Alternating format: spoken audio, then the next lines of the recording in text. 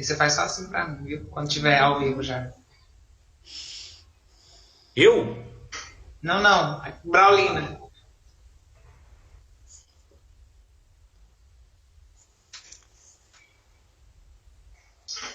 Então, boa noite, né, a todos. Primeiramente, é um prazer estar reunido aqui com todos vocês, nessa diversidade de pessoas, para a gente falar sobre um tema que é tão importante, tão atual, né, e que vem sendo base, né, de muitas atividades que a Escola do Legislativo tem feito. Eu, em frente à escola, tenho trazido muitos temas que são necessários para que a gente possa discutir. A gente tem trabalhado muito temas sociais e que possam aproximar a Câmara da população nas suas diversidades. Então, é um prazer recebê-los aqui, eu como coordenador da escola, e o Daniel, né, como presidente da comissão, o Vitor também membro da comissão. Nós estamos aqui para iniciar mais uma atividade da escola, né, que seja de grande aprendizado, de grande valia, né, e acho que o momento agora é para a gente escutar, ouvir um pouco mais de conhecimento, porque eu acho que todo conhecimento ele é sempre bem-vindo, e ele é essencial nesse momento. Então, vou passar a palavra agora para o presidente da comissão, que vai conduzir, né, os trabalhos, né, e eu também vamos deixar essa conversa mais despojada possível para a gente poder ir conversando, debatendo sobre as questões que foram pertinentes ao momento. Então, Daniel, passo a palavra para você, para a gente poder continuar os trabalhos. Obrigado, Guilherme, por ter sido parceiro nessa iniciativa de fazer essa conversa aqui, juntando a Escola do Legislativo com a Comissão de Direitos Humanos. Agradeço ao Vitor pelo apoio, vereador Vitor Porto, que está aqui conosco. Se quiser falar um pouquinho também, passo a palavra a ele na sequência. Queria agradecer e apresentar, já agradecer apresentando as convidadas, a cacique Cauane Tupinambá, que hoje vive aqui pertinho da gente, em Uberlândia, a Avelim Buniacá Cambiuá, que mora em BH, também está perto, aqui em Minas, e a Eliene, assim, que está aqui em Patos, é uma amiga. Então, assim, só para contar um pouquinho da história delas, muito rápido, um pequeno currículo, né? A Avelim é da etnia Cambiuá, ela é socióloga, professora, especialista em gestão de políticas públicas, em gênero e raça. E é também coordenadora do Comitê Mineiro de Apoio às Causas Indígenas, além de conselheira municipal de promoção da igualdade racial em BH. A cacique Cauane, ela é natural do Cariri e mora em Uberlândia desde 1990. A partir de 2018, ela lidera o movimento dos indígenas não aldeados do Triângulo Mineiro e Alto Paranaíba, e aí é um legado deixado pela cacique Caum Poti Guarani, quando, segundo a própria Cauane, ela cruzou o rio, né? E a Eliene é uma amiga conterrânea que estudou um bocado de coisa, ainda estuda, né? Ela está em várias interseções aí, gestão cultural, estudou direito, estuda, se envolve com arte, né? Com teatro, enfim, Eliene é multitalentosa e é uma amiga querida. Então, gente, a ideia é conversar mesmo, como disse o Guilherme, e aprender com vocês sobre uma série de coisas. Então, assim, Vitor, quer falar alguma coisa? E, gente, é um prazer estar aqui com vocês. Minha câmera está muito ruim, mas espero que vocês estejam me ouvindo. Obrigado aí pelo convite, através da Escola do Legislativo. Guilherme, obrigado pelo convite também, Daniel, por estar presente com você na comissão. Com certeza vai agregar muito valor aí a nós, esse bate-papo, e com certeza a sociedade Patos de Minas, para que eles possam ver e entender essas histórias que são muito importantes para nós. Então, pessoal, Avelim, Eliene, Cacique Cauane, eu pergunto a vocês, assim, como é que está a questão indígena hoje, né? Quais são as questões mais importantes? O que é que as comunidades, as diversas comunidades indígenas têm enfrentado? Quais os grandes desafios? Enfim, contem para a gente um pouco sobre isso aí. Pode ser? Avelim? Mas a gente tem, né, um costume de sempre começar pelos mais velhos. Nem sei, Maria de Luz, ser mais velho que eu, mas eu acho que é. Você quer falar? Cauane, quer falar? Uai, não sei também, mas posso. As dificuldades que nós mais temos enfrentado dentro dos indígenas em contextos urbanos, primeiramente, os governamentais não nos reconhecer. Mesmo sabendo que nós somos povos indígenas, não querem nos reconhecer dentro da cidade como povos indígenas, com os direitos dos povos indígenas. Com o direito de participar das vacinas, com o direito de nós ter nossas terras para plantar, com o direito de nós falar da nossa cultura, mostrar quem somos. Nós somos muito retalhados, muito sem apoio pelos políticos, e quando tem algum político que nos apoia, eles põem ele no canto para não nos apoiar. Isso é um direito que, uma demanda que nós, eu acho que não só eu, a Evelyn, e muitos, o Pico do Jaraguá, e muitos que estão aí vivendo em contexto na cidade. Nós não somos reconhecidos e não temos direito para os grandes governamentais. Fortalecendo a fala da parenta, da Cacique Cauane, a gente tem essa invisibilidade, né, dentro das políticas públicas e não só, né? Então, primeiro eu quero agradecer a oportunidade, porque quanto mais a gente puder falar de nós, quanto mais a gente puder falar a nossa própria história em todos os espaços, isso é fundamental. Então, agradecer a Escola do Legislativo, a Câmara Municipal de Patos de Minas, Daniel, Vitor, todos, a Eliene, todos que convidaram a gente para estar aqui, porque existe um desconhecimento enorme sobre as questões indígenas, né? Desde o básico, né, que é ensinado na escola já errado, sobre quem nós somos, até essa total invisibilidade desses tratoraços que vem passando aí em cima dos direitos indígenas, agora, na atualidade, né? Então, a gente tem um apagamento histórico, né, de 520 anos de apagamento. Aí, quando a gente vem combinar nessa situação da negação da vacina, dividindo esses parentes indígenas entre aldeados e desaldeados, como se a gente perdesse a nossa identidade por estar fora do território demarcado,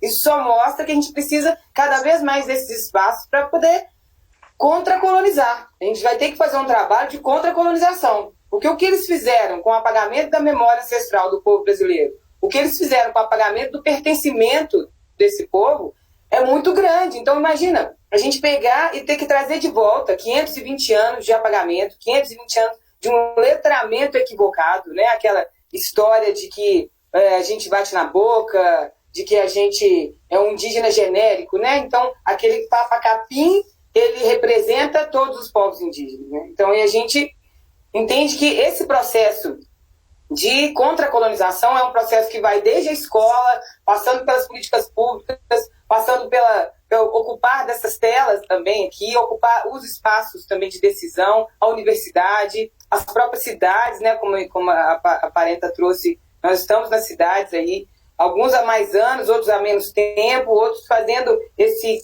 link, né, volta para a aldeia, volta para a cidade. Agora, com essa negação da vacinação em contexto urbano, inclusive, não tem como retornar, porque já que teve uma vacinação lá, é perigoso aqueles que não vacinaram levar a doença para lá, né?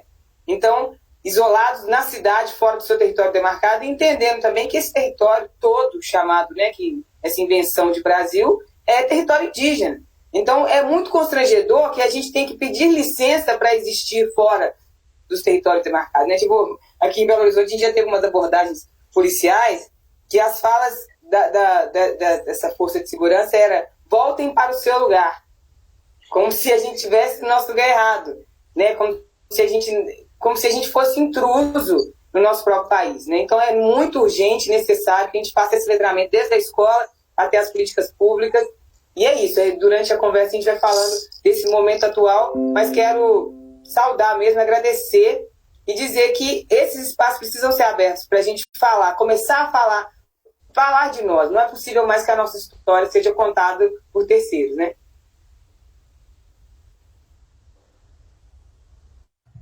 Pois é, obrigado. A Eliane, a gente estava dividindo algumas angústias, pensamentos, né, a respeito dessas questões que vocês duas colocaram, assim. E tem o nosso contexto aqui também, né, Eliane? A Eliane está aqui em Patos de Minas. O que você, sim, vamos contar dessas angústias aí, dessas ideias que a gente anda, esses sentimentos que a gente anda dividindo, enfim. Então quero agradecer, saudar a todos, todas e todos. Agradecer a vocês por essa iniciativa. Agradecer a Cacique Cauane Tupinambá, a Avelin Bunhacá, Cambioá, pela honra de nos dar essa oportunidade de ouvi-las. Não só de ouvi-las, mas estar com vocês nessa telinha. Ao Daniel, esse amigo que sempre nos ouve e partilha das angústias. Então, não só nesse contexto de agora, né? E eu acho importante dizer que toda a minha vida é o primeiro momento aqui em Patos de Minas que eu tenho a oportunidade de assistir lideranças indígenas. Eu acho que já começa por aí. Uma reflexão profunda a partir das falas de vocês. E é o convite para nós, enquanto não só de Patos de Minas, mas que esse registro se espalhe, esse convite para pensarmos. Quantas e quantas vezes nas escolas nós tivemos aulas com indígenas? Quantas e quantas vezes nas escolas nem dá para dizer o que nos disseram ou o que não nos disseram. E um pouquinho das angústias, e são tantas, ela vem de uma angústia recente. E eu fui sempre mais tocada, ainda pelos ensinamentos da Avelin, que ela tem tido muita paciência comigo desde 2018, né, Avelin? Aqui em Patos de Minas, no mês passado, né, na data que é tão emblemática e que os indígenas, estudos indígenas, nos pedem para espalharmos a palavra no que se refere ao Dia do Índio. E eu penso que a Avelin deve estar tão cansada do letramento sobre esse termo, a começar que não, né, é indígena. Mas a gente, no papel de divulgadora, né, de espalhar a palavra dos indígenas, a gente espalhamos. Olha, se atentem com seus filhos nas escolas, professores, educadores, não ensinem os seus filhos a fazerem cocares.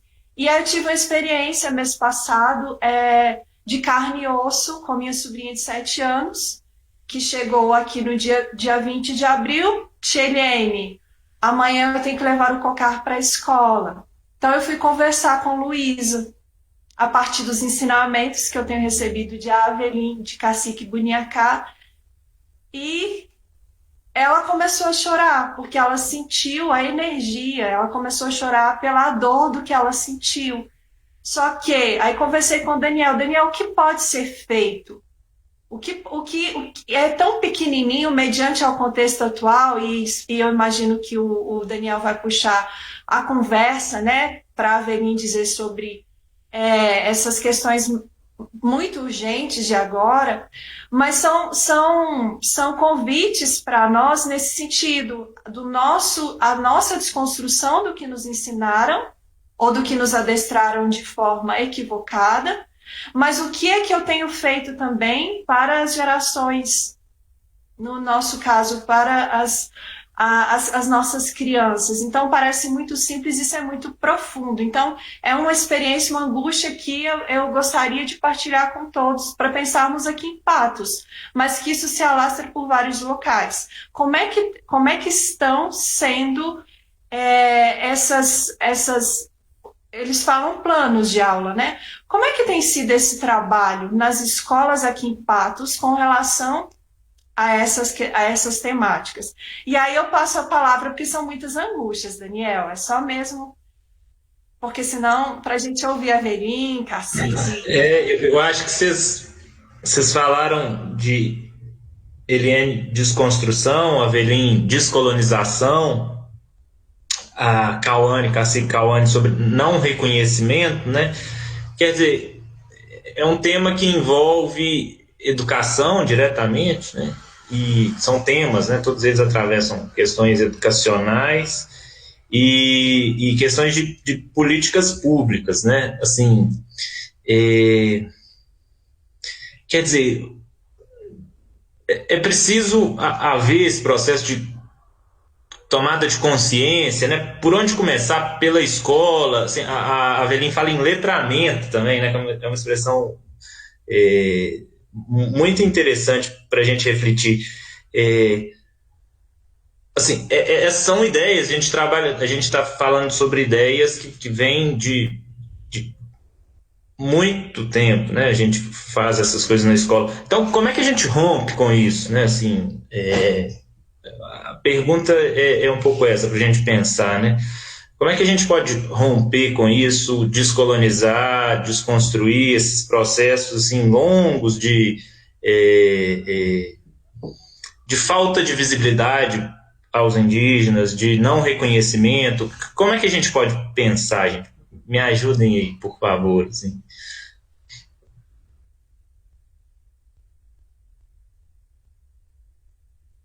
Pensar e agir, é claro, né? O que a gente pode... Eu falei umas generalidades para a gente ir conversando aqui. O que a gente pode fazer? Quer responder, Cacica?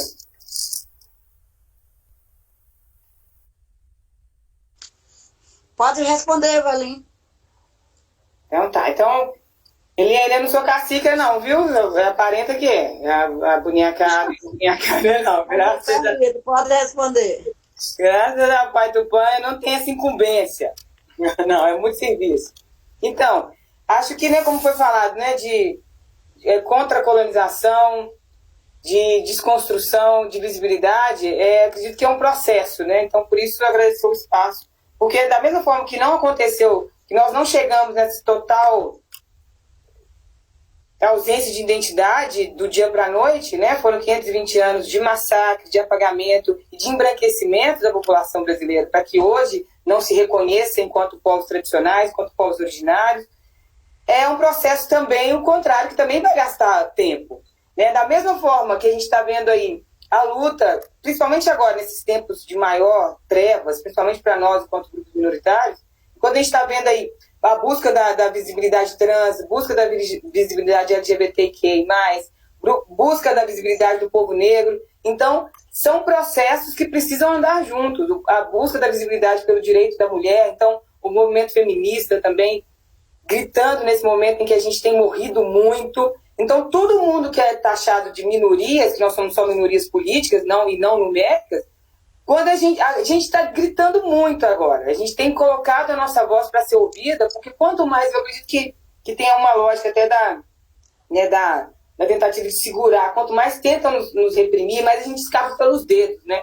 Então, esses espaços que a gente tem retomado. Então, vai ser um processo longo, vai passar pela educação, vai passar pelo cumprimento da Lei 11.645, que é o ensino da cultura afro-brasileira e indígena nas escolas.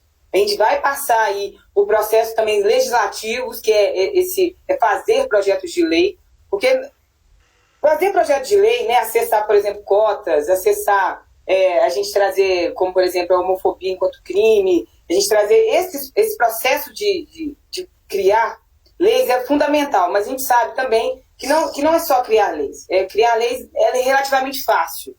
Né? O negócio é também criar uma consciência.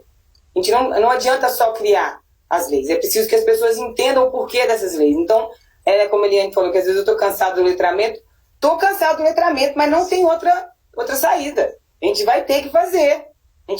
Todos os movimentos de luta vão ter que fazer esse letramento. Porque é claro que as pessoas também têm responsabilidade de buscar buscar esse autoletramento em todas as áreas. Tem que buscar, mas é fundamental que a gente também seja protagonista nessa geração de conteúdo. A gente está vendo aí muitos shoppings, né, indígenas fazendo TikTok, fazendo todo esse movimento aí nas redes. Isso é muito legal. Já não é mais da minha fase, não, mas isso é para eles mesmo. Então, se instrumentalizar para que a gente dê o recado. E as pessoas também busquem esse material, busquem por si só, e principalmente na formação de professores, e não só na formação de professores, mas começando daí, precisa se cobrar que nas suas universidades tenha essa temática. Porque aí, na hora que você se torna um pedagogo, você não tem que passar por esse mico de te falar, olha, não vou reproduzir isso, porque isso é um estereótipo racista, eu não vou levar isso para meus alunos, eu não vou reproduzir o erro. Então, trazer para que nessas universidades também essa formação nas temáticas indígenas seja obrigatória, principalmente para a pedagogia e para outros cursos, né, que tem a ver com lecionar, mas também outros, né, no direito, saber do direito indígena, saber como inclusive, enquanto, não só para defender o direito indígena em geral, mas para poder ter clientes indígenas, também para poder, sabe, para que a gente possa acessar essas pessoas com relação à saúde, a saúde na cidade, os postos de saúde terem formação para poder lidar com pessoas indígenas. Eu tenho vários casos aqui de parentes chegarem numa UPA da vida aqui em Belo Horizonte e não ser atendido ou sofrer racismo, ser atendido depois de muito deboche, inclusive, por estar trajado. A gente tem um projeto de lei parado na Câmara Municipal de Belo Horizonte, que era o PL da indumentária, para a gente poder ter o direito de usar nossos trajes, sem sofrer constrangimento, sem ser impedido de acessar serviços. Olha só que nível nós chegamos, de ter um projeto de lei para que a gente possa usar o nosso cocar, sendo que no carnaval ele é usado enquanto uma peça recreativa. E na hora que a gente usa enquanto o nosso sagrado do dia a dia é barrado. Então, quer dizer, tem que ter os projetos de lei, mas a gente precisa passar também por esse processo do letramento, porque senão não adianta, porque não vão cumprir essa PL aí, se caso seja aprovado. E aí, isso é um exemplo da PL da indumentária, mas tem outros, né? A gente tem aí vários outros de tentativa. A gente vai ter em Belo Horizonte a votação da PL da Semana Municipal dos Povos Indígenas, que é uma tentativa, inclusive, de prover esse letramento e a importância dessa cultura indígena para a sociedade não indígena. Por que eles se tornaram não indígenas, né? Afinal de contas, se eram para ser todos brasileiros, esse sangue, esse pertencimento era para ser forte em cada um dos cidadãos brasileiros. Mas, pelo contrário, a gente percebe que o processo, né, de distanciamento dos povos indígenas chegou num nível tão crítico que quando a gente sai na rua, as pessoas acham que a gente está fantasiado. E deveria ser o contrário, né? Da gente ver o branco e falar, poxa, um estrangeiro aqui. Para fazer essa história. Então a gente precisa fazer essa desconstrução, esse letramento e trabalhar nas duas vias, né? Políticas públicas e educação, saúde, toda onde que tiver, onde que as nossas vidas estiverem relacionadas, a gente precisa existir. Uma coisa também importante, que eu acho que a Cacique Cauane pode falar melhor, é sobre essa reivindicação também de a gente estar registrado nos lugares como CRAS, postos de saúde, escolas, das prefeituras, enquanto indígenas. A Secretaria Municipal de Saúde, de Educação, de Cultura, ela tem que saber quantos indígenas tem nessa cidade, em que regiões estão, que bairros estão, quais são esses dados, porque a gente sabe que provavelmente não vai ter censo em 2021. Então, é fundamental que as prefeituras tomem essa iniciativa.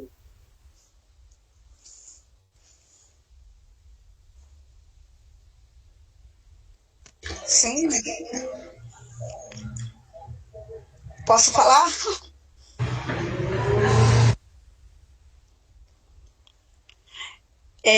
Como a Evelyn falou sobre os postos de saúde, a Secretaria de Saúde, quando começou logo o cadastro da pandemia para a vacina, eu procurei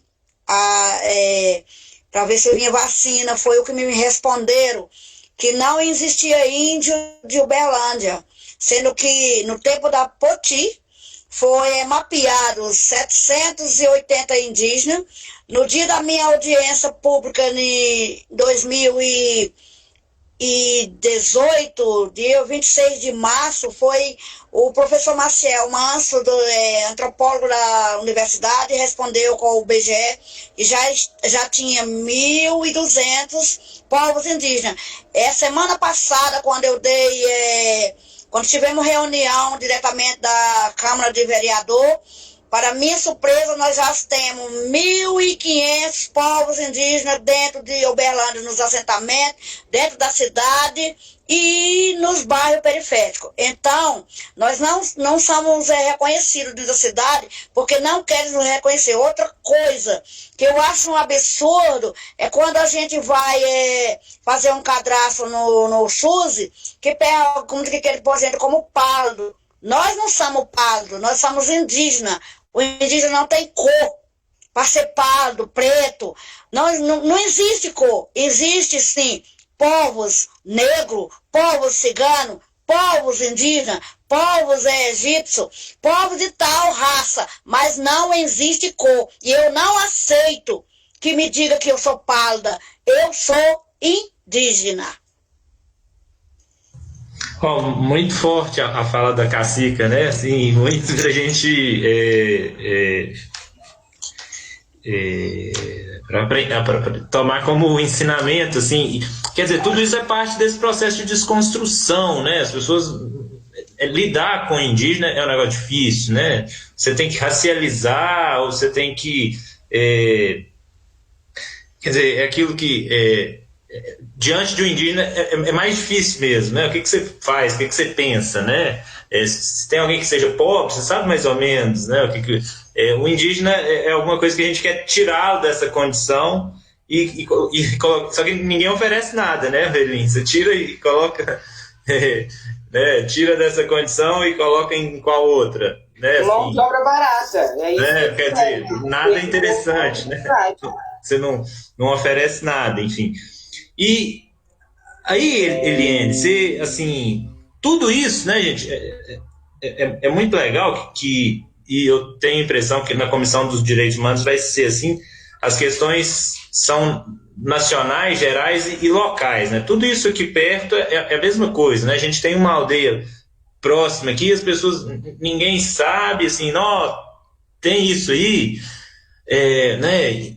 Indígenas estão próximos. Ué, que estranho. Não tem isso, Eliane? Como é que é? Por que a gente ainda pensa assim? Eu não sei responder. Eu estou aqui mais para perguntar e a minha ideia é que a gente convide principalmente o povo da nossa terrinha para pensar sobre isso, né? Porque a gente está precisando de uma chacoalhada. Tem tantas questões nessa sua fala e também na fala da Cacica Kawane, da Avelin. Um dado muito forte da gente pensar e refletir é que a Constituição de 88, ela nos traz, enquanto uma organização do conhecimento, os direitos culturais. Ela traz 2 seções sobre direitos culturais, e a primeira Constituição brasileira que traz o indígena não como silvícola. Não é isso, Avelin? E se a gente for pensar, tem uma ferida muito grande. Daí foi uma provocação que eu chacoalhei a minha mente em 2012, no primeiro Encontro Internacional de Direitos Culturais, em Fortaleza, que a Inês Virgínia Prado me convidou à plateia e isso está chacoalhando em mim até hoje. A Constituição Federal de 88, ela traz enquanto língua materna o quê? Me responda, Daniel.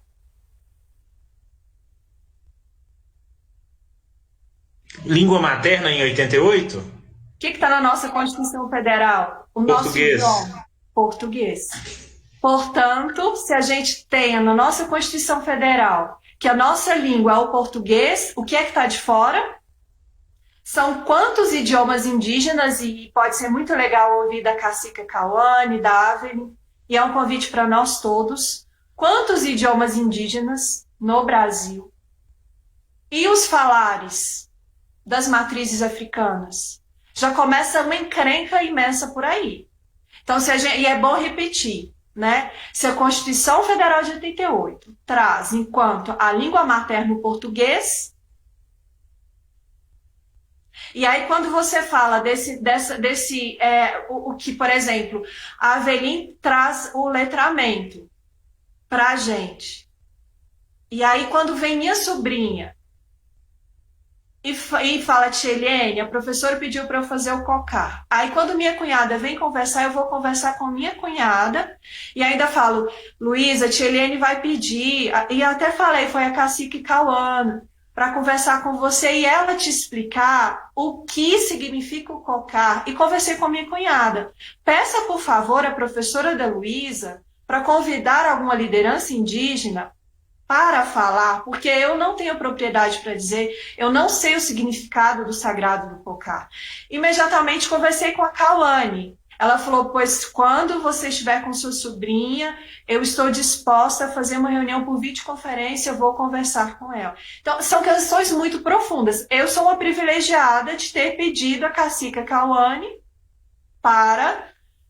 É como se fosse uma consultoria, um presente para minha sobrinha, né? Um presente. Mas aí a gente pensa, quantos mil habitantes estão aqui em Patos de Minas? Quantas escolas? E eu nem sei se essa professora esteve ou estará aberta, no caso, para nos ouvir. E aí, quando você fala das comunidades indígenas no entorno que nós não conhecemos, isso é tão... são questões que são muito profundas e que, ao mesmo tempo, Daniel, Guilherme, Braulina, nós precisamos fazer alguma coisa, porque por exemplo, só a Avelin com letramento, ela é desumano a gente deixar um letramento, no caso, para a mão dela, sendo que ela já espalhou o conhecimento, tem muitos vídeos, tem muitos materiais pedagógicos que nós precisamos debruçar sobre isso, e você, enquanto professor de filosofia da rede de educação daqui em Patos, e agora nesse papel de vereador, isso é muito urgente, porque isso é muito... Isso é uma sementinha, mas que tem uma importância imensa. E aí, então, você traz essas outras questões e eu acho mais importante ouvi-las, né, a cacique Cauane e a Avelin, nesse sentido, assim, e que eu sei que tem muitas outras questões profundas se alastrando aí. E tem as experiências também de Uberlândia, né, Cauane? E não só nas escolas, é importante a gente refletir, convidar a população a pensar que quando a liderança indígena vai à Câmara dos Vereadores em Uberlândia para falar, como que essa plateia tem recebido, né, Cauane? Não sei se você gostaria de partilhar nesse sentido. Deixa a palavra para vocês. Eu acho assim, né, também, Cauane, desculpa, que seria legal você contar um pouco essa experiência, isso que a sobrinha da Eliane teve o privilégio de acessar, de a senhora contar um pouquinho pra gente sobre o significado do cocar, assim, e também falar dessas questões, todas elas são políticos, né, político-educacionais. Bom, a Evalin, a Eliane, ela me procurou porque a sobrinha dela, foi, como ela já explicou, né, procuraram para ela representar no Dia do Índio, fazer o cocar, o colar e tal. Ele sempre faz um colar de macarrão, faz um cocar de papel e faz aquele grito da Xuxa, aquela música da Xuxa, não é. Nós não fazemos aquilo. O nosso cocar, ele é sagrado. A Evalin sabe disso, nós sabemos disso, que é uma representação. O nosso cocar, como fosse para nós, eu aprendi pelos meus antepassados, que o nosso cocar é a nossa joia, o símbolo de mostrar a nossa espiritualidade, representar os nossos antepassados, representar quem nós somos. O meu é de gavião. O meu nome é Cauane, que significa gavião fiel, guardião do segredo. O meu cocar é pelo de gavião, significando o meu chamado, o meu nome, que é Cauane. Ele tem o significado do meu nome. E é sagrado. Um cocar de um cacique, de um pajé, de uma liderança, não pode ser tocado por qualquer um sem a permissão. Ele é nosso, é objeto nosso, é a nossa coroa, é como a coroa de um rei, de uma rainha, que qualquer um não pode chegar e tocar. a lança de um pajé, a lança de uma liderança não pode ser tocada. O objeto de nós que somos liderança é sagrado. Então, isso, eles não explicam, como também diz, Pedro Álvares Cabral descobriu o Brasil. Como? Ele invadiu o Brasil. Tomou nossas histórias, tomou nosso ouro, tomou nossa prata, matou nossas mulheres, estrupou. Aí muitos dizem, eu fui pega no laço, minha avó foi pega no laço. Pega no laço, foi sequestrada, estrupada, massacrada, saiu do seu habitat. Isso me dá muita raiva quando eu sei de uma história assim. Então, isso eu fui convidada, voltando ao assunto, para ir dia do índio. No outro dia do índio, convidada pela vereadora Dandara, de Uberlândia, do PT, para mim falar sobre o dia do índio, porque ninguém convidou. Eles iam homenagear o Exército Brasileiro, que diz que era dia do índio, é o dia do Exército Brasileiro. Eu nunca ouvi dizer. Mudou as coisas agora? Então ela me achou um absurdo, me convidou para mim ir falar dos povos indígenas que jamais eles querem que fale aqui. E eu fui. Quando eu cheguei lá, fui muito bem recebida por alguns vereadores. E quando foi na hora da minha fala, eles fizeram controle para ninguém me ouvir a minha fala. Foram quando me chamaram para a tribuna, eles ficaram na frente da tribuna, conversando alto e gargalhando, como se estivesse fazendo um pouco causa. Eu parei um pouco, eu olhei para aquelas pessoas tão pobres de espírito, tão sem cultura, tão sem senso. Me deu na hora náusea, depois me deu dó de ver umas pobres, tão pobres de espírito, que só quer usufruir dos bens políticos. Não estão pensando na humanidade, não estão pensando no próximo, estão pensando nos seus bolsos. Porque desde a hora, Daniel, eu sei que você é um político, não te conheço, não estou falando isso direto para você, porque eu olho no seu rosto, eu sei já quem você é. Então eu vi aquilo, que muitos políticos que se candidatam, eles não estão pensando no próximo, eles estão pensando em si mesmo.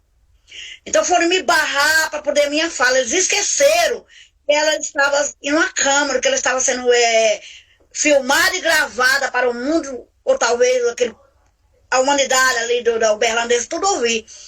E querendo me barrar. Eu pensei em descer do salto, em falar. Foi onde eu vi uma voz que disse, não faça isso.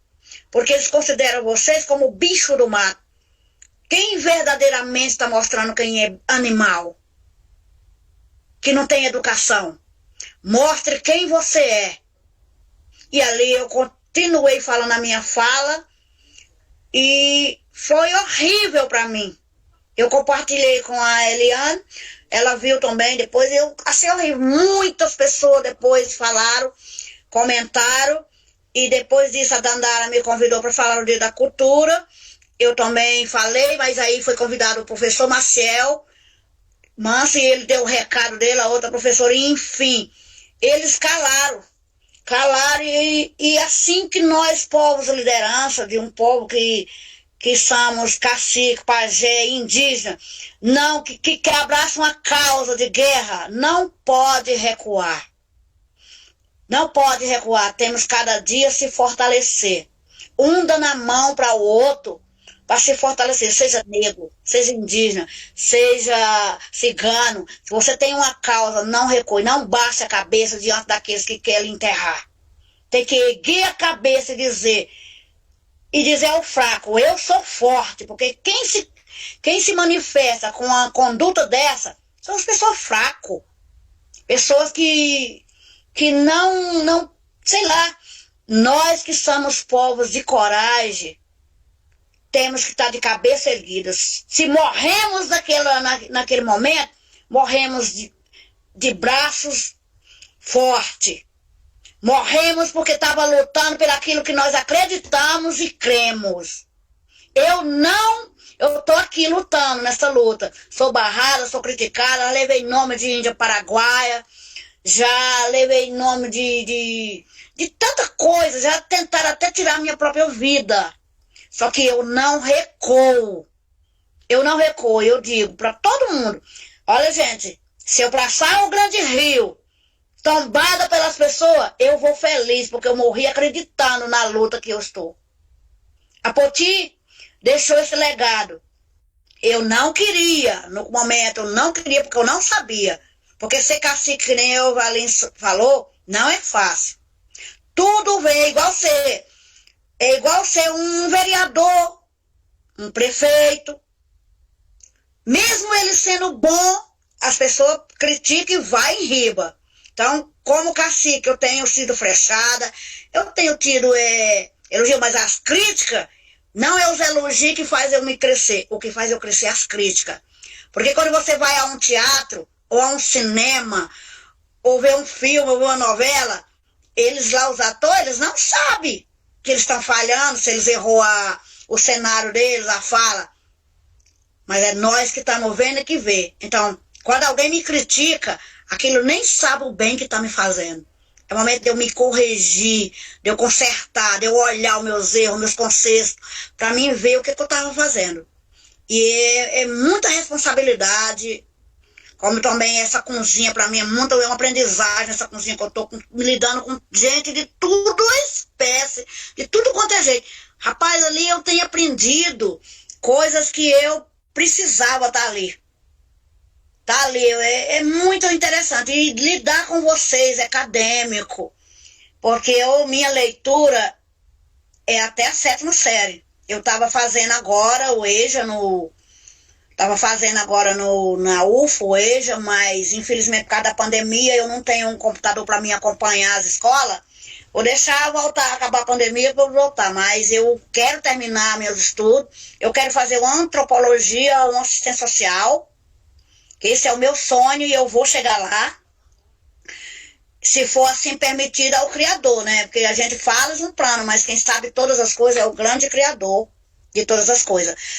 E o que eu sei falar, o que eu falo é o Criador que me dá para me falar, porque quando eu comecei, eu tinha medo quando alguém me dava a oportunidade de falar alguma coisa. A sabedoria vem do alto, não de mim.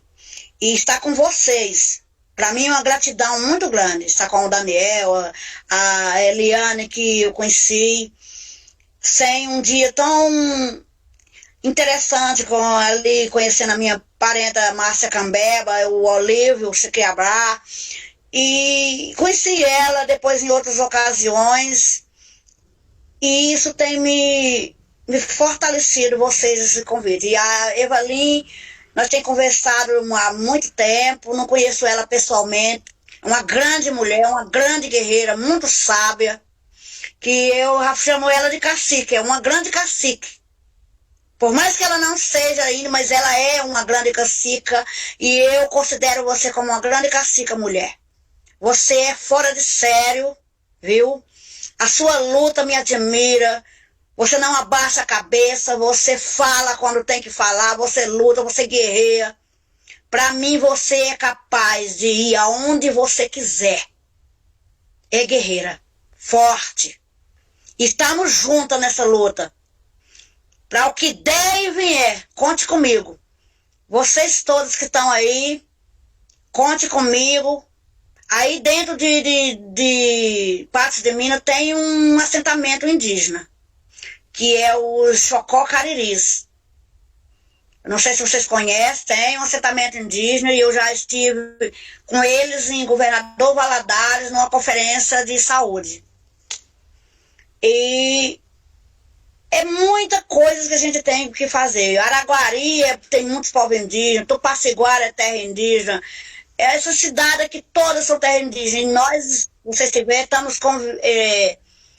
estou convidando vocês para trabalharmos junto com esse povo e resgatar os nossos povos, que muitos querem enterrar para se ocasionar das coisas que tem, porque há muitos remédios que é proibido nós fazer, há muitas coisas que nós somos proibidos a fazer enquanto estão sendo elaborados nos laboratórios e manipulados com droga para dar para as pessoas ficar dependentes. Os nossos remédios, a nossa cultura, ela é saudável, ela é sadia, nossas comidas, nossos rezos, nossa tradição, a nossa língua, que cada um tem sua língua, é a língua tupi, é a língua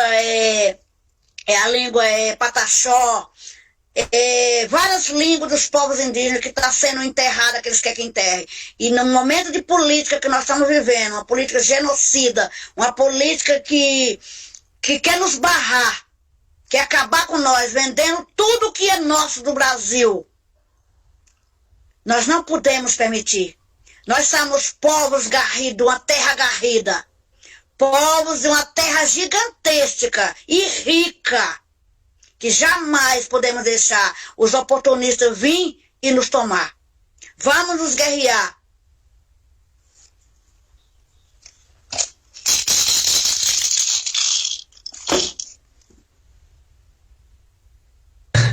Oh, então, Avelim, pra você direto aí, assim, Chocó Cariri, que a senhora falou? Chocós Cariris, eles têm um assentamento aí. Aqui em Patos, Chucuru Cariri. E o Chocós. Chocó Cariri. Não é? Chocó Cariris. Porque na minha terra, lá no Ceará, tem os Cariris Chocós e aqui tem Chocós Cariris. Em Presidente Olegário, Daniel, tem alguns indígenas também, né? Tem.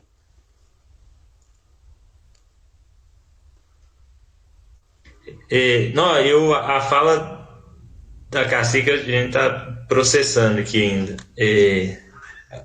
Avelim, assim, uma história, é um presente de muita luta ainda, né? Um presente, não é uma história de muita luta, é um presente de muita luta, que tem que ser travada mesmo em diversas esferas, né? Valeu pela, assim, o significado, né? A força que tem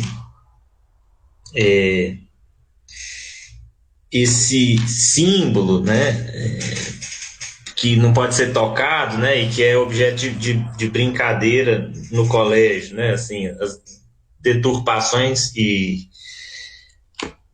começam logo cedo, né, a colonização do pensamento acerca do indígena, né. Então, assim, Avelim, o que você pode nos falar, assim, eu queria que você comentasse, claro, a fala da cacica e falasse um pouco dessas relações, assim, de parentesco, você chama a ancestralidade, a cacica Kawane de parenta, né, acho que é muito, muito legal, e, assim, queria que você comentasse de maneira geral e falasse um pouco sobre essas lutas também. Você já tem falado, enfim, deixo a palavra com você. Sim, Nero. A gente se considera parente porque nós, povos indígenas, né, como a cacica falou, nós somos, né, mais de 300 etnias, falamos de mais de 250 línguas, éramos mais de 1000 nações à época da invasão. E a gente, apesar dessas diferenças todas, a gente entende que a gente se une enquanto num entendimento de parentesco, até porque esse tal desse índio, ele não existia. Isso foi invenção do europeu. A gente nunca se chamou assim, né? A cacica pode confirmar para mim. Ele se entende quanto Tupinambá, me entende enquanto Cambiuá, meu parente se entende quanto Guarani. Nós somos nações. E a gente entende que depois desse processo genocida, a gente precisa se organizar enquanto uma luta. Então a gente toma para nós então esse título, essa racialização, para poder se entender, para poder se fortalecer enquanto movimento social de luta mesmo, né, de sobrevivência até. Então, a gente se entende enquanto parente, porque para ser indígena, a gente precisa ter uma relação de parentela. Então, eu tenho uma relação de ancestralidade com a terra, com o meu lugar de origem, eu tenho uma relação de parentela com todos os outros indígenas de todas as outras etnias. São meus parentes, inclusive não só brasileiros, né? São parentes, então, os Uaral da Venezuela são meus parentes, os parentes da Bolívia. Essa relação de parentesco tem a ver com essa originalidade, nós somos povos originários. E é por isso que às vezes parece bobo essa questão de falar índio e indígena, mas isso tem a ver com ressignificação de símbolos também, porque a gente fala indígena, é nascido da terra, né? Vem de endógeno, a gente é nascido dela. E enquanto a palavra índio, ela é uma intenção, ela não comunica conosco, ela não fala com a nossa ancestralidade, ela não fala com o nosso pertencimento.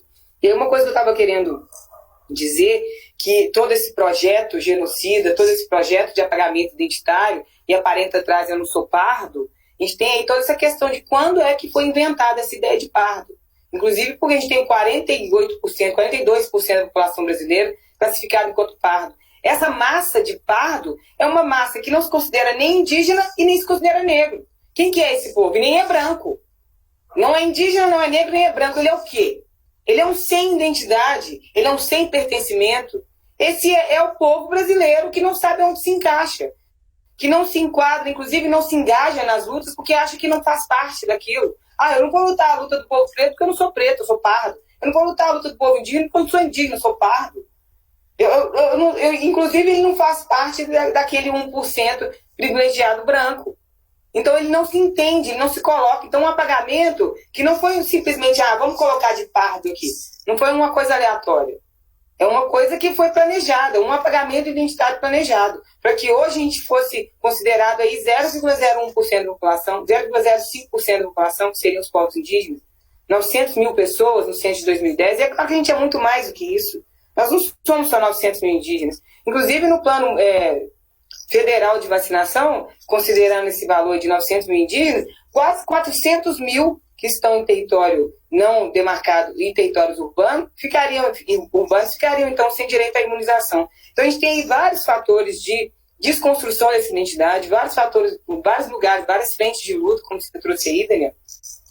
Mas a gente tem que levar em consideração, principalmente, que não pode ser uma obrigação só nossa, como a Eliane trouxe, né? Ela teve essa oportunidade de receber o letramento direto da cacique Cauane, mas aí ela repassa para a irmã dela, porque senão seria até desumano. Imagina, se tivesse mesmo que cada um de nós indígenas pegar o branco pelo braço e começar a fazer esse trabalho. Não ia dar conta, até porque nós temos grandes outros trabalhos para fazer, que é aí o que eu quero chegar, que é nesse ponto dessa luta a nível nacional. Nós temos aí para entrar em pauta amanhã na CCJ uma PL que chama a PL 490 de 2007. Então a gente percebe, né, que esse desmonte, esse genocídio não começou só no desgoverno Bolsonaro. É um genocídio que ele vem aí se perpetuando, agora está mais intenso, porque é um governo do ódio. Eles não têm vergonha de dizer que odeia o povo preto, que odeia o povo indígena, que odeia LGBTQI+. Eles não têm vergonha de serem odiosos, né, de serem pessoas que claramente desejam a morte das pessoas, né, fomentando a arma e o acesso às armas de fogo, e odeiam, né, tudo que eles não podem ser, na verdade. O que eu acredito que esse ódio que eles têm da diversidade está muito calcado no recalque mesmo. A liberdade que eles não têm, eles odeiam em nós. Então, entender que, apesar de que esse projeto de lei de 2007, ele está sendo votado, ele está voltando agora à tona, porque é um projeto que fala o seguinte: demarcação de terra indígena vai passar pelo Congresso Nacional. E quem que é esse Congresso Nacional?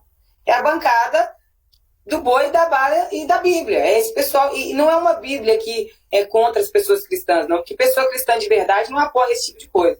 Não apoia o ódio, não apoia a morte. Uma criança Yanomami morreu de doença ali com um aspecto de desnutrição que a gente não via imagens desde os anos 80, 90. Como que é que uma criança, então, morre de desnutrição e malária, sendo que a gente está passando por uma pandemia de Covid? Porque é um processo de empobrecimento e de adoecimento que já vem de séculos. Só que não é porque ele vem de séculos que a gente não vai combater agora e não vai responsabilizar quem está no poder agora. Porque tem aí condições de combater, mas, pelo contrário, trabalha pelo genocídio. E ele já tinha feito essa promessa, né? Que não haveria 1 centímetro de terra indígena demarcada. Agora, eu não sei, né? As pessoas sempre falam comigo, né? Que ele falou 1 milímetro. E eu não duvido que o cara falou 1 milímetro, porque ele não é um analfabeto no sentido que ele não teve acesso à educação formal. Ele teve acesso à educação formal. Ele escolhe ser ignorante no sentido de ignorar as coisas. Ele quer ignorar as coisas, quer ignorar o direito do povo indígena, quer ignorar o nosso direito ancestral a essas terras. Então a gente tem aí o projeto 490, a PL 490, amanhã chegando na CCJ. A gente tem aí um projeto de liberação de mineração em terra indígena. Então toda aquela tragédia que o garimpo está fazendo vai ser legalizada. Essa é a ideia deles, né? A gente tem aqui em Minas Gerais exemplos claros de o que é a mineração para um estado, deixando Minas Gerais extremamente refém da mineração. E não existe essa história de mineração predatória, vamos combater a mineração predatória. Não existe mineração não predatória. Eu quero ver, eu quero que alguém me mostre essa mineração não predatória. Porque, por um lado, as pessoas dizem, traz emprego para aquela comunidade. Depois que aqueles empregos cessam, que a mineração tem um prazo, a comunidade fica sem nenhuma forma de geração de emprego e renda. Refém das mineradoras. E aí querem trazer, então, essa desgraça para os territórios indígenas. Outro projeto de lei também, que é o projeto 510, que fala da regulamentação fundiária em territórios indígenas. Então, quer dizer que a pessoa vai lá, invade, põe lá 5 cabeças de gado para dizer que aquela terra é produtiva, né? Um outro conceito também, o que é produtivo? Né? É produtivo para quem? É produtivo para quem? Hoje é o dia do agricultor, a gente sabe muito bem quem produz comida nesse país. Não é o latifúndio, não é o agro que diz que é pop. Ele produz veneno, morte, miséria no campo. A gente sabe que quem produz é o pequeno agricultor, são as comunidades indígenas, são os povos que vivem no campo que produzem comida. Então a gente está em uma situação de desconstrução ferrenha. E ao mesmo tempo que a gente está fazendo, né? Esse letramento está ainda tentando barrar a destruição do mundo, porque a própria ONU já confirmou, já tem. A gente não precisa, a gente fala de dados assim maiores para a gente trazer credibilidade, até porque também é a minha área, né, de formação, fiz sociologia, então a gente está muito ligado a esses dados aí, estatísticas. E que terra indígena, onde tem povo indígena, tem área preservada, tem bioma preservado. Pode ser Mata Atlântica, pode ser Pantanal, pode ser Cerrado. Aqui nas Minas Gerais, o Cerrado, a gente só tem mais de 20 anos de Cerrado. E olhe lá, eu acho que 20 anos ainda é muito, um prognóstico ainda até bom, falando de 20 anos de Cerrado em Minas Gerais. A gente está tendo aí todos os biomas destruídos, e onde tem território indígena demarcado, o bioma é preservado. Então, a gente não está falando só de direitos individuais, não estou falando de direitos coletivos, uma coisa que o brasileiro perdeu. Nós também na pandemia, vendo aí que até as ajudas solidárias aí estão diminuindo, porque a gente não entende o outro enquanto parente. Como o povo indígena vem e fala, é meu parente sim, fala outra língua, tem uma outra aparência, às vezes física, até porque a gente fala isso, que os povos indígenas não têm um fenótipo único. Antes, inclusive, não é só pela miscigenação forçada. Antes a gente já não tinha, já éramos povos distintos, mais de 1000 nações, nunca foi um povo igual. Então, mesmo assim, a gente se considera enquanto parente, porque quando a gente pode se ajudar, a gente ajuda. E o povo brasileiro perdeu essa noção de parentela, perdeu essa noção de pertencimento. Foi um processo, né, como eu disse anteriormente, que foi fabricado propositalmente para que o povo brasileiro não tivesse identidade nem pertencimento. Mas a gente precisa começar a contracolonizar mesmo. Né? É da escola, é nas políticas públicas, é onde a gente tiver. E aqueles que têm na mão, né, a oportunidade, que têm os privilégios, né, de um acesso maior, acesso à educação formal, acesso aos meios de tomada de decisão, uma Câmara Municipal, que entenda esse privilégio e ceda um espaço, como vocês estão fazendo aqui. Convide o povo indígena para falar. Se tem acesso a uma cadeira, a uma direção de escola, convide os povos indígenas. Tem acesso a uma direção de posto de saúde, convide os povos indígenas. Inclusive, trazendo para essa questão da saúde, as nossas medicinas, elas são muito menos danosas. O que a gente podia ter em posto de saúde, de farmácia viva, para poder trazer, né, de volta, não só um costume dos povos indígenas, mas também do povo da roça, de fazer o chá. Você não tem que sair de um posto de saúde com uma sacola de remédio na mão, você pode sair com um chumaço de erva. Olha só que lindo que seria. Então é um processo longo, mas a gente está contando, né, com todos vocês nessa desconstrução do que inventaram que é a gente e que não é, né? Daniel. Pois não, Vitor. Inclusive, Guilherme, na sequência, eu recebi uma mensagem aqui de gente querendo participar. Eu não estou conseguindo ver, não sei se Guilherme, se tem alguma pergunta, enfim, Vitor, por favor. Eu estou ouvindo todas vocês. Minha câmera estava muito ruim, inclusive meu celular até acabou a bateria, tive que ligar o computador aqui, porque eu estava sem carregador. Mas enfim, eu fiquei também um pouco chocado, como diz o Daniel ali. Estou ainda refletindo sobre a fala da Cacica a respeito da participação dela na Câmara de Uberlândia. Inclusive eu conheço a Dandara, tive uma reunião com ela recentemente para falar sobre reforma administrativa, porque nós estamos trabalhando nessa pauta aqui na Casa Legislativa de Patos de Minas. E, Avelin, a sua fala, eu acredito que tem que ser trabalhada na base, e a base onde a gente tem que trabalhar são nas escolas. Essa oportunidade de vocês serem conhecidos como vocês são. É uma desconstrução daquilo que foi construído de forma errada. Porque aquilo que vocês trazem de cultura, de história, de participação de todo um contexto é algo maravilhoso. A gente tem que parar um pouco de descredibilizar o outro, né, pela raça, pela estrutura de cor. É isso que vocês estão falando. Se a gente não começar a quebrar essas barreiras, esses paradigmas, a gente não vai chegar a lugar nenhum. A gente vai viver sempre nesses conflitos. Porque no final das contas, os povos indígenas, né, todos vocês aí defendem logicamente aquilo que vocês acreditam.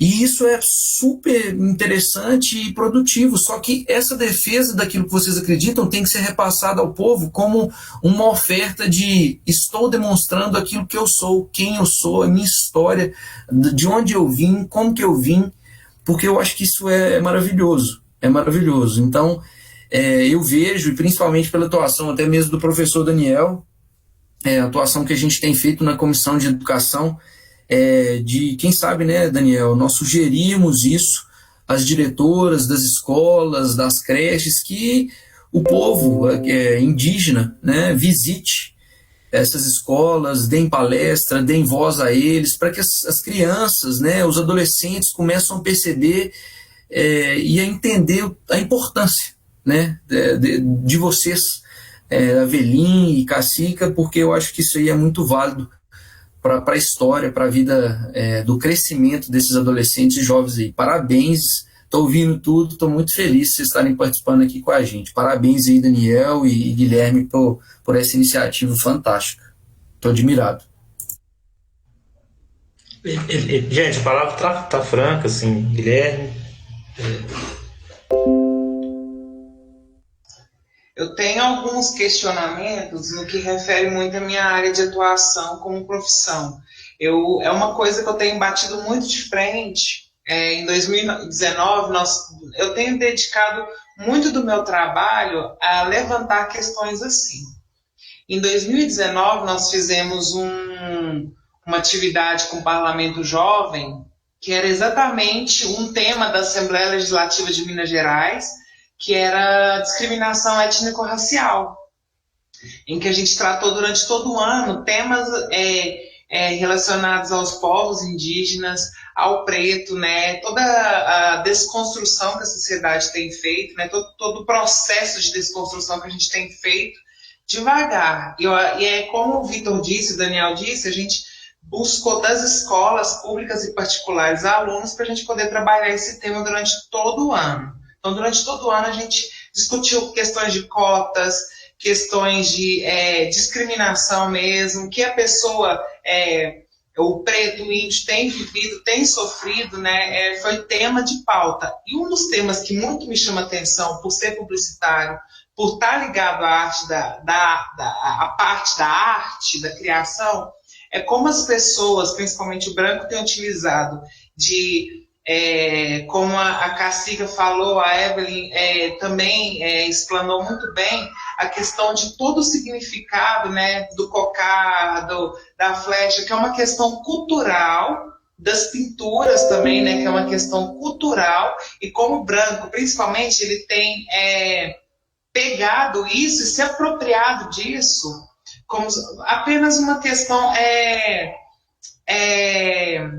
meramente ilustrativa, porque eu gosto, porque eu acho bonito, eu vou me apropriar daquilo. A gente tem visto as pessoas utilizarem adereços, símbolos sagrados e tirar do valor que ele realmente tem. Eu queria que vocês pudessem falar um pouco disso. Até onde a gente está valorizando a cultura indígena e até onde a gente está se apropriando dela, né, desses significados. E como que a gente pode consertar isso? Como é que a gente pode fazer? Como a gente pode exaltar essa cultura sem feri-la, né? Ferir o significado dela?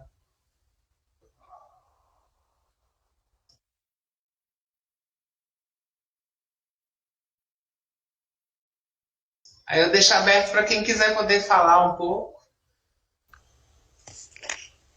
Olá, bom.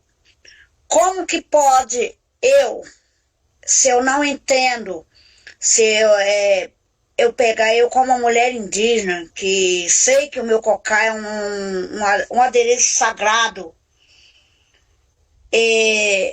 eu ver outra pessoa que não tem nada a ver usando ele por chacota, nem tá entendendo o que tá na cabeça, ou que tá usando o adereço indígena, vocês não tá entendendo. Que nem a Evelyn falou, no carnaval, por exemplo, eles usam nossos adereços para poder fazer uma brincadeira de carnaval, eles não sabem o que estão fazendo. Aí como que pode eu pegar um turbante do negro, sem eu entender o que eu estou fazendo, usar ele por chacota, uma festa ali de brincadeira? Um turbante de um negro, ele também é sagrado. Ele representa os seus rituais, ele representa a sua cultura, ele representa seus rezos, seus ancestralidade. A gente tem que saber usar um objeto sabendo o porquê está usando. Se é um momento sagrado, se está representando ali uma ancestralidade, se está fazendo um rezo, como muitos no centro espírita usam, porque ele recebe o espírito de algum antepassado que vem ali, um índio, como o caboclo Tupinambá, que é o meu caboclo. Ali que ele chega ali, ele tem que usar, porque ele chegou ali, ele tem que ter os adereços dele, para mostrar quem ele é, a cobra coral, tem que ter ali para ele representar, enfim. Mas como eu que vou pegar e fazer uma brincadeira, depois aí a ancestralidade cobra deles e eles não sabem por quê. Aí fica, eu tô doente. Por quê? Porque foi fazer brincar com aquilo que era sagrado, que não era para ser tocado, sem a permissão.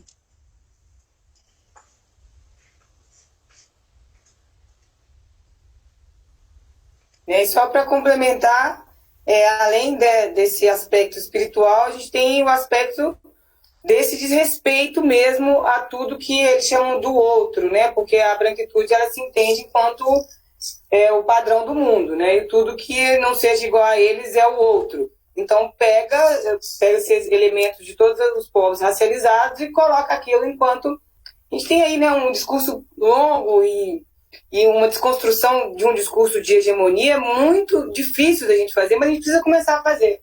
A gente precisa começar a trazer que o que eles chamam de diversidade, na verdade, é quase 99% da população.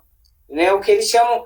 Porque a gente colocou... A branquitude se elege enquanto universal, e nós sabemos que não é assim na prática, né? Porque detém, né, dentro dos saberes, o Daniel, professor de filosofia, eu estudei ciências sociais, a gente sabe que a maioria das ciências que a gente tem é de um norte global, que vem nos ditar o que é certo, o que é errado, a nossa forma de pensar, a nossa forma de existir, e tudo aquilo que não faz parte desse norte global, então é o outro, é o estranho, é o exótico, e a gente consegue fazer essa desconstrução do exótico quando a gente não tem vergonha de utilizar os nossos trajes, quando a gente não é impedido, como eu falei da lei da indumentária, né?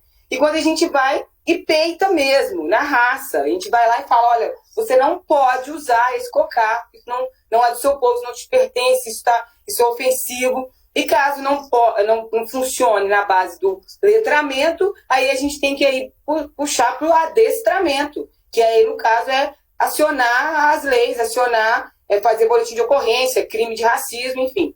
Né? Quando o letramento não funciona, o adestramento é outra ferramenta. Mas, Avelin... Se me permitam, uma reflexão para nós, e principalmente eu vou sempre puxar nesse lugar aqui, Daniel, e sempre te provocar, porque eu quero ver com os meus olhinhos algumas atividades acontecendo nas escolas daqui.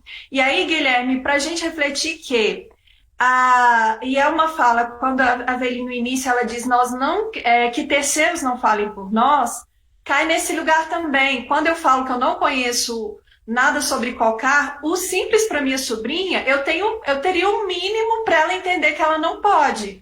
Mas o quanto é importante falar, olha, Luísa, por favor, aprenda também a ouvir aos indígenas, que é um despertar para que não é a palavra da tia Helene, porque o meu conhecimento não é de vivência, não é o meu modo de vida, no caso do exemplo do cocá. Então, é um convite também para nós, né? Porque cai nesse lugar de pesquisadores e pesquisadoras. Eu tenho contato com a Kawane, agora eu vou escrever sobre isso que ela me falou, e é como se a minha palavra tivesse o real significado, né? Então, eu acho que também a gente tem esse cuidado, quando você traz isso, Guilherme, sempre esse cuidado. Nós estamos para ouvir, para aprendermos, mas que essas vozes sejam trazidas, né? E voltemos, se a nossa Constituição Federal ela está falha, o que é que nós podemos fazer nas nossas atitudes? Porque isso vai demorar muito. E aí, quando a Avelin traz essa questão da mineração, e que é uma questão de longa data, então, o que nós podemos fazer nesse momento, no caso, com as crianças aqui em Patos? E a gente traz eu peço só licença, não é um paralelo com a questão indígena, mas quando a Avelin traz as dores do Cerrado e a morte do Cerrado, ontem foi aniversário de Patos de Minas. A gente tem um poeta emblemático aqui, um poeta roceiro, analfabeto, Juca da Angélica, que a poesia dele era a valoração e a valorização da agricultura familiar. A Braulina é minha conterrânea de roça. Então, a gente vivenciou muito isso. Quando a Avelin fala dos remédios, eu ia sozinha nas benzedeiras. A gente foi criada nos quintais das benzedeiras. Né? Então, era muito natural para nós. E que hoje isso também tem ficado gourmetizado. Isso é um perigo muito grande. E eu não estou falando dos saberes indígenas. Eu estou falando do nosso costume rural. Então, são provocações e que a gente aqui em Patos, que é uma cidade rural, já passou da hora de quebrar muitos paetês. E eu falo da minha formação de faculdade. Quando a Avelin fala no início, né, por que não se estuda essas temáticas? Eu sou da segunda turma de Direito, do curso de Direito aqui em Patos. Eu nunca estudei questões indígenas, eu nunca tive, e com todo respeito aos professores, ninguém nunca falou sobre questões indígenas.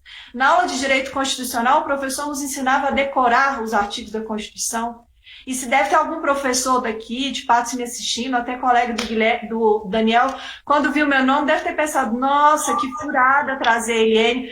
Não, hoje eu admiro muito, por quê? Porque era um tipo de educação que me feria. O curso de Direito, quando eu estudei, eles pediam para a gente decorar a Constituição Federal, pediam para a gente copiar a petição de Direito Trabalhista do quadro. Eu matava a aula, ia para a biblioteca estudar Psicologia. E hoje eu me agradeço por isso. Porque é uma espontaneidade nas faculdades de Direito que não nos deram. E aí a gente toma essa força nos saberes indígenas e as oralidades. Então a gente é adestrado. Pode ser doído para quem busca os diplomas enquanto sucesso. Mas aí, o que a pandemia está nos dizendo? Não adianta o dinheiro no bolso. O que as minerações, né? O que o rompimento das barragens em Minas já nos sacudiu e muito? Então, são perguntas, né? O que é? E o que a gente... E quem é que nos salva? São os povos originários, os filhos da terra. Os povos indígenas e os povos quilombolas. Então, são provocações muito profundas, Guilherme. Eu fico feliz assim, de estar com vocês aqui nesse momento, porque são questões muito, muito delicadas e que se estendem e se alastram. O Vitor queria falar alguma coisa, eu só quero contar que tem professores nos acompanhando aqui, e eu estou... diretor de escola, e disse que só viu sobre a live poucas horas, minutos antes, e ele colocaria isso para os professores dele como atividade de formação, essa nossa conversa aqui. Então ela está chegando sim nas escolas. Um alô para o professor Jefferson. Então, Vitor, Daniel, e aí a gente, com certeza, esse é um primeiro ponto para a gente, uma primeira encontro para a gente levar para dentro das escolas. Eu sei que o Jefferson é alguém muito interessado em pensar a situação, questões de educação indígena e tal, e, enfim, a gente vai, essa é uma primeiro encontro que eu espero que de muitos, assim, para a gente estar levando adiante essas conversas que a gente está fazendo aqui. E, Daniel, só para completar, voltou o raciocínio aqui na minha fala, a valorização e a valoração da literatura indígena escrita pelos povos indígenas, por artistas indígenas, por escritores e escritoras indígenas. Então, isso também já existe, tem muita literatura em todas as áreas. Então, isso é muito importante, ou seja, quando tem essa sobrecarga do letramento para a Avelim, mas nós estamos errados. Os professores e professoras, porque existem as literaturas infanto-juvenis, existem escritores e escritoras, isso de longa data. Então, também, isso é um convite profundo, e eu acho que, aí é uma sugestão que eu também deixo para você, enquanto provocação, Daniel, a produção de livros, materiais pedagógicos, no caso aqui para Patos, por vozes indígenas, e ao mesmo tempo, e as raízes indígenas daqui de Patos, né? Certamente, se a gente for cavucar, a gente vai encontrar. Então, são despertares e provocações.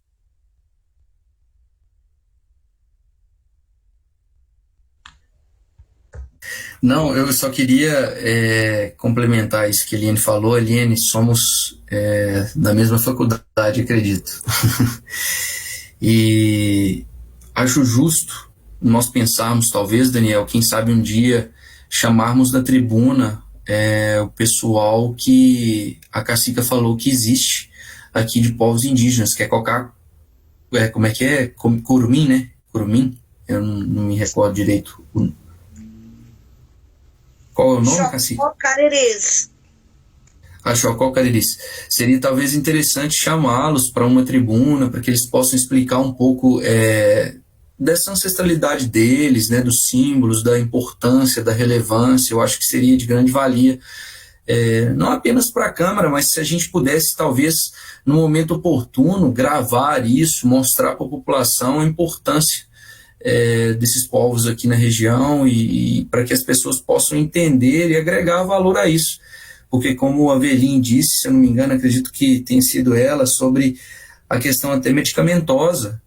Muito dos medicamentos, daquilo que se foi criado, veio através dos povos indígenas, né? Veio através deles, através das ervas, através dessa construção aí ao longo dos anos, que a ciência depois chegou, fez um compilado daquilo tudo, enfiou algumas drogas ali, e é o que a gente toma, né? O que a gente, infelizmente, acaba ingerindo.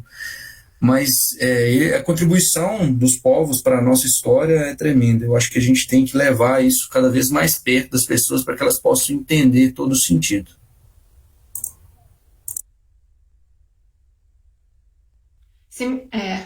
Se me permita, Vitor, mais para perto de nós, porque quando você fala levar para perto das pessoas, é como se nós não você, eu peço licença para dizer, é como se você não fosse o sujeito, é mais perto de nós. Eu peço licença e com todo respeito te dizer, trago isso para você, trazer esse conhecimento para perto de nós, que nos aproximemos, porque não está distante. Eu acho que é aí que está essa encrenca toda. E que bom que você também é colega do direito. Eu até tinha partilhado com o Daniel e não tem problema nenhum registrar, porque eu acho que as ideias elas vão para a atmosfera. A Avelim foi uma das primeiras pessoas com quem eu partilhei uma ideia de criarmos uma comissão de Direito e Arte da OAB daqui. Conversei com o Abelardo e tendo conselheiros e conselheiras indígenas, conselheiros e conselheiras do povo quilombola. Então, não sei se você está à frente, não sei como é que está a comissão de vocês também de direitos humanos, mas como é que está essa representatividade dos povos indígenas dentro dessa comissão de direitos humanos? Porque quando a gente fala de direitos culturais, muitas pessoas ainda não conhecem, muito embora seja antigo, né? Vem os direitos humanos para nós, enquanto Organização do Conhecimento do Mundo, vem em 1948. Na nossa Constituição Federal, ele vem em 88. Não é novo e ao mesmo tempo é novo, então há uma contradição muito grande. E quando nós estamos falando de direitos culturais, nós estamos falando dos povos indígenas, muito embora ainda continuem essas feridas. E isso precisa ser acelerado, porque se a gente pensa que a Constituição Federal de 88 traz o idioma materno enquanto português, a gente precisa fazer alguma coisa. Primeiro, espalhar esse desconforto. Né? E aí vem essas questões muito urgentes e gritantes que a Avelim traz e que nem deu tempo ainda dela dizer, da mineração, dessas do genocídio mesmo. E aqui em Patos, o que nós estamos fazendo contra o genocídio? É uma das angústias também iniciais, e eu posso partilhar, Daniel, sobre a questão da vacina? Foi no início, nem sei mais que época, mas eu acompanhando algumas notícias de um dos jornais locais daqui, e aí anunciaram sobre a questão das vacinas e muitos comentários muito preconceituosos com relação aos povos indígenas que estão ali na cidade vizinha de Presidente Olegário. E daí eu falei, Daniel, você precisa fazer alguma coisa. Acho que o Daniel estava candidato a vereador ainda. Independente de ser vereador, eu falei, Daniel, isso não está certo, isso dói na alma, a gente precisa fazer alguma coisa. Então, são coisas muito pequenas, a gente se sente muito, muito impotente, mas, Vitor, quando você fala as pessoas, não somos nós, né?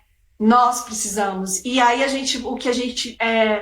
eu acho que o primeiro passo nosso é pedir apoio, pedir ajuda às cacicas, a cacica Avelin, né? Já que a Cauane já falou que a Avelin é cacica, mas assim, com toda a mestra, né? Então, tem aqui em Patos ainda tem essas feridas, e vocês, enquanto estão nos representando o povo, o que vocês estão fazendo junto aos meios de comunicação daqui, junto aos jornais locais?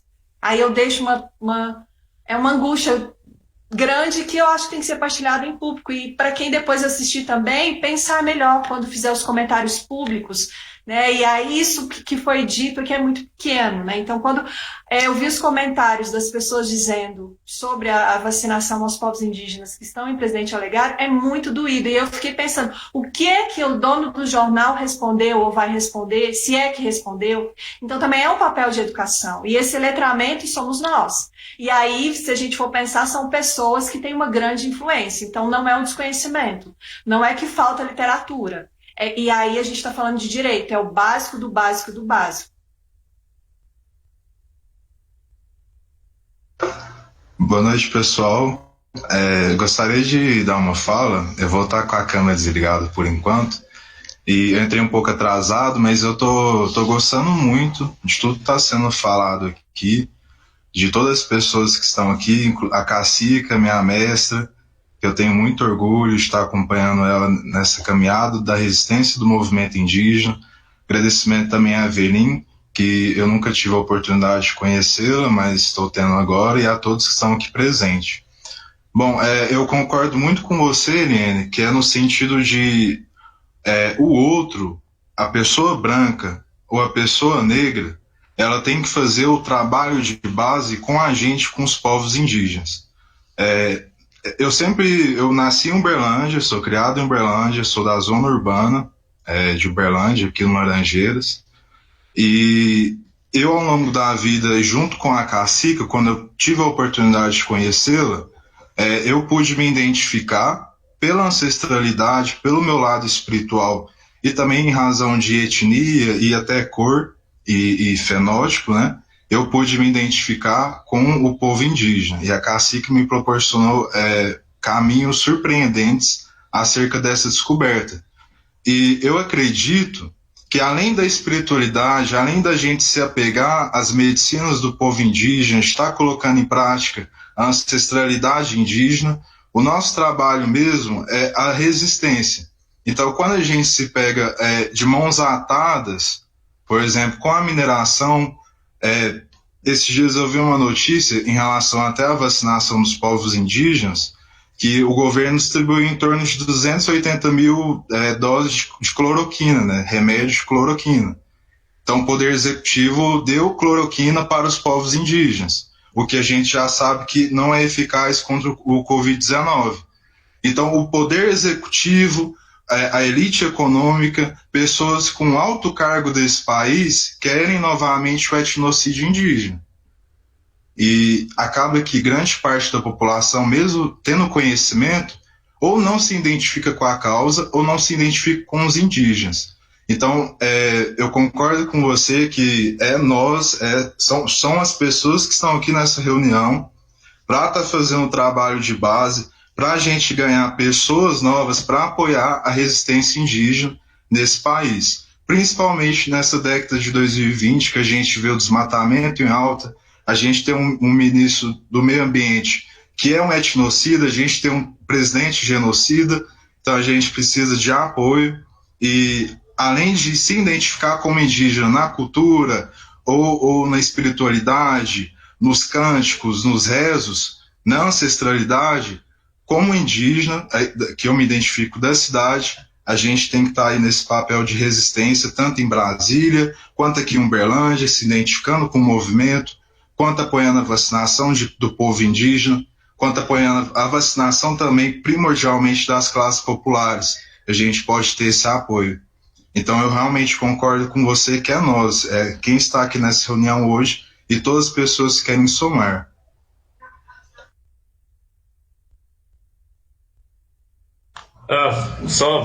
Valeu, Isaac, pela participação. Eliane, assim, no que diz respeito à atuação política nossa, assim, conforme eu conversei com vocês antes da gente dar o play aqui, essa é a primeira atividade da Comissão de Direitos Humanos. Então, isso aqui é um aprendizado, é um início de conversa mesmo, para que a gente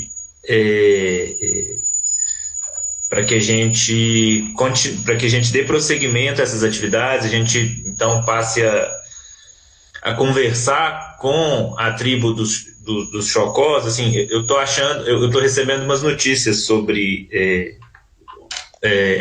os indígenas que estariam aqui, né, mencionados pela Cacica Kawane.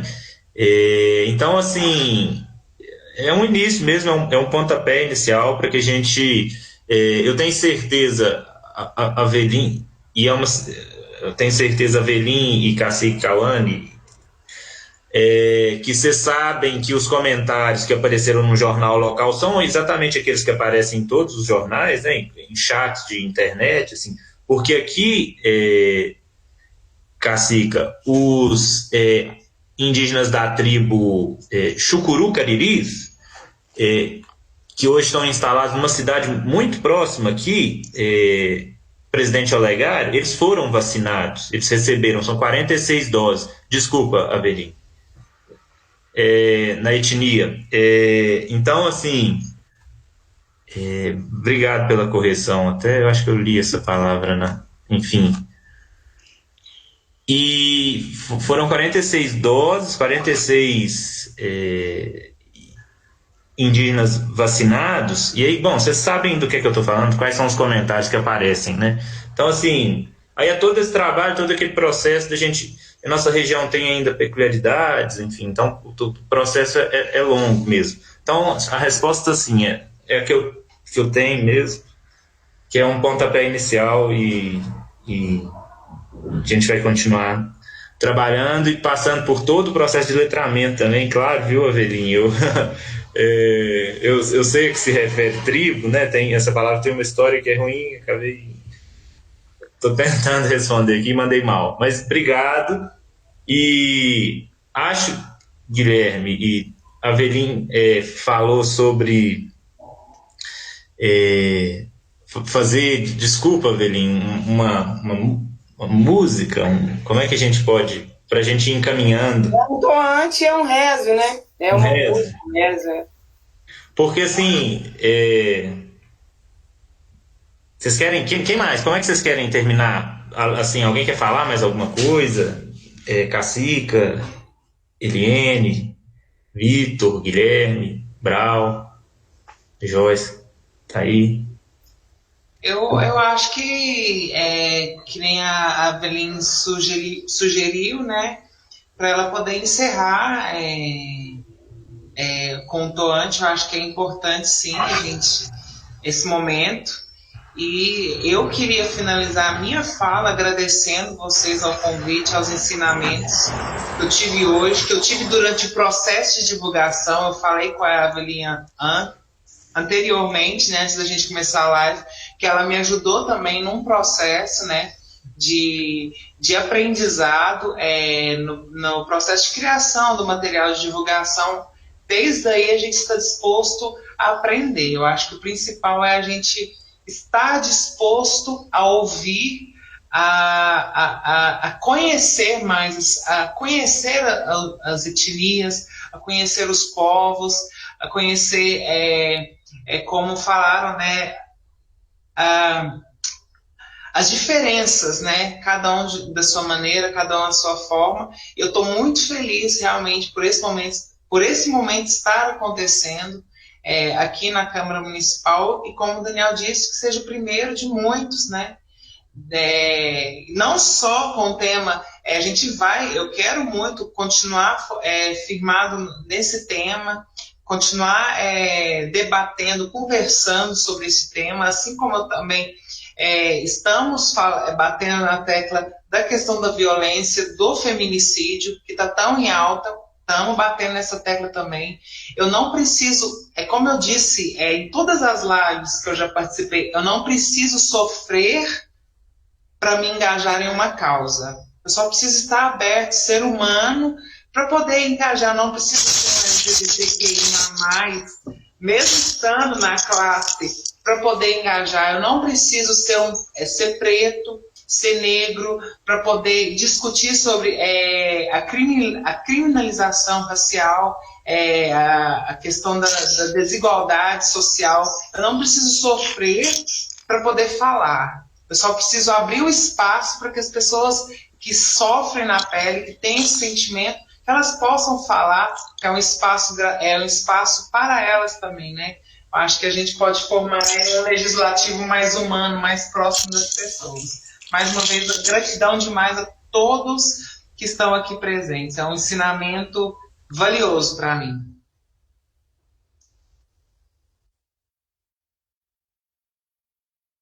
Então, eu acho que a gente pode terminar, né, com o rezo. Então, assim, a minha parte, Eliane, eu estou recebendo algumas informações aqui sobre a etnia dos Chucuru-Cariris, e depois a gente pode partilhar aqui com vocês de um professor que tá próximo, que é o Jefferson, já mencionei aqui, que trabalha com educação indígena na cidade. Então, assim, Helene, a gente vai procurando essas pessoas e conversando. Eu sei que o Jefferson é alguém que estuda a fundo também, há muitos anos. Então, assim, essas oportunidades, esses encontros proporcionam isso, né, gente? Esses bons encontros, né? De gente que pode tá com a gente, assim, e eu me disponho a caminharmos juntos, assim, aprendendo, viu, gente? Isso aqui é muito aprendizado, foi o que aconteceu, me senti... Estou digerindo muitas lições, as falas muito bonitas, assim, muito fortes, né?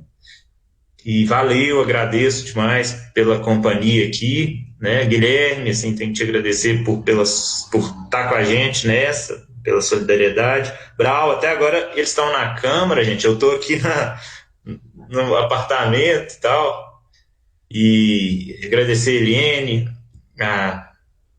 muitíssimo, pela amizade. Avelim, valeu demais, assim, um prazer estar falando com você, e aprendendo. Cacica, Cauane, obrigado, viu? E até a próxima, tá bom? Valeu, Joyce, Isaac, eu paro aqui, valeu mesmo. Então eu vou encerrar com o rezo, e é um toante, na verdade, né? Eu falei do rezo para a gente poder fazer, a gente está sempre fazendo esse trabalho, né, de tradução. E em homenagem, então, aos parentes Chucuru-Cariri, que são do Nordeste, e nós, povos do Nordeste, nós não temos... Eu acredito que a maioria não viu os comentários, mas o comentário é desse, mas aquele não tem cara de índio, não é índio. Os povos indígenas do Nordeste, a gente não tem fenótipo, esses fenótipos desenhados, essa cara do Papa Capim. A gente tem uma cultura muito forte na força dos nossos encantados, do nosso praiá sagrado. Eu quero fazer um toante, que é lá do meu povo, Campiuá, Pernambuco. Na verdade, são... fazer um que fala muito dessa situação de estar na cidade. Eu tava lá dentro da mata, pra que mandou me chamar? Eu tava lá dentro da mata, pra que mandou me chamar? Eu sou povo guerreiro em todo lugar. Eu sou povo guerreiro em todo lugar. Eu tava lá dentro da mata, pra que dentro da mata, pra que mandou me chamar? Eu sou o povo guerreiro, em todo lugar. Eu sou o povo guerreiro, em todo lugar.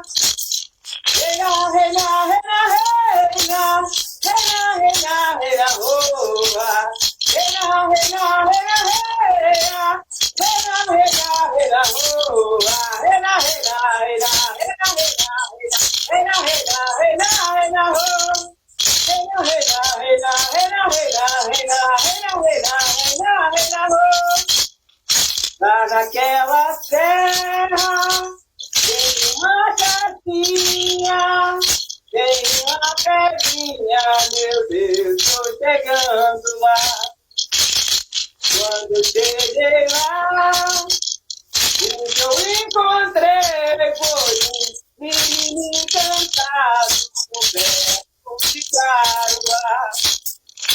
Menino encantado, coberto de caruá. Eu pedi a ele um pouco de coragem, e o que ele me deu foi semente de caruá. E o que ele me deu foi semente de caruá. E na reoa, e na reoa, meu Deus, tô chegando. E na reoa, meu Deus, tô chegando lá. Esse povo de Ilhas, os povos originários, vivos traiáveis, nosso encanto de luz, que nos dê coragem para fazer todo esse trabalho que temos que fazer, de letramento, de contra-colonização, de também acessar as políticas públicas e criar projetos que nos protejam, que protejam a cultura indígena, os povos originários dessa terra. A gente pede coragem, recebe coragem e agradece. A gente pede proteção também a todos os parceiros e parceiras que estão aqui nessa luta, somando conosco, pelo bem dizer. Dá coragem a cada um desses que estão nos lugares legislativos, para que também legislem com ousadia, pelo bem dizer. Conhece Caturete? Obrigado, gente. Foi Caturete.